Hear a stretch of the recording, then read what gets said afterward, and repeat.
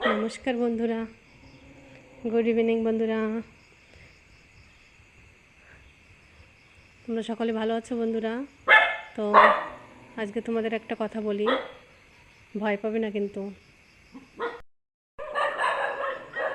তো বন্ধুরা, এই দেখো, এখানে আমি যেখানে থাকি এখানে না একটা চুড়েল থাকে। ও আমার ভালো বন্ধু। তো একদিন আমাকে ডাকতেছিল সন্ধ্যার সময়, এরকম এই টাইমে। তো আমি কি করছি, আমি দরজা দিয়ে আমি প্রথমে ডাক শুনছি, ডাক শুনে বলছি, কে তুমি, আসো। তারপরে মনে পড়ে গেল, সরি, এ তো ভুল করে ফেললাম, এরকম সময় তো মানুষে ডাকে না। তারপরে কি করছি, আবারও আমি দরজা টরজা দিয়ে ঘরে বসে চুপ করে বসে রয়েছি। তো একটু পরে না আবার ডাকছে, ওরকম বলছে, ও ঠাম্মা তুমি কি করো, এরকম বলতেছিল। তো তারপরে আমি কী করবো, ফটাফট আমি দরজা টরজা দিয়ে ঘরের মধ্যে চুপ করে বসে হনুমান চালিসা পাঠ করতেছিলাম। এটা রিয়েল বন্ধুরা, একদম রিয়েল কথা।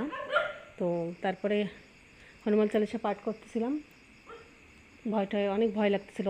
তখন আমার স্বামী ঘরে ছিল না, ও কেরুর বাড়িতে গেছিলো। তারপরে আমি দরজা টরজা দিয়ে চুপ করে ঘরে বসে হনুমান চালিসা পাঠ করতে করতে তারপরে আস্তে আস্তে আমার ভয় কমে গেছে। তো সত্যিতে এখানে একটা কেউ আছে, জানি না কে আছে, কোনো ক্ষতি করে না আমাদের।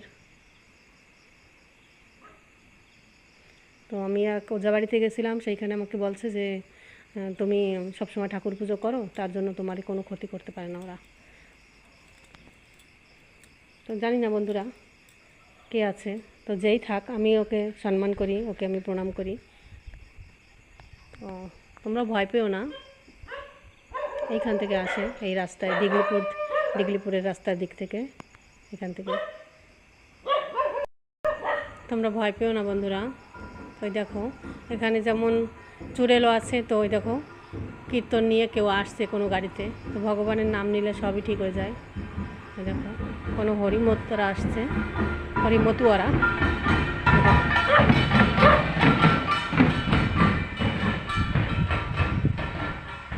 তোমরা সকলে হরির নাম স্মরণ করো।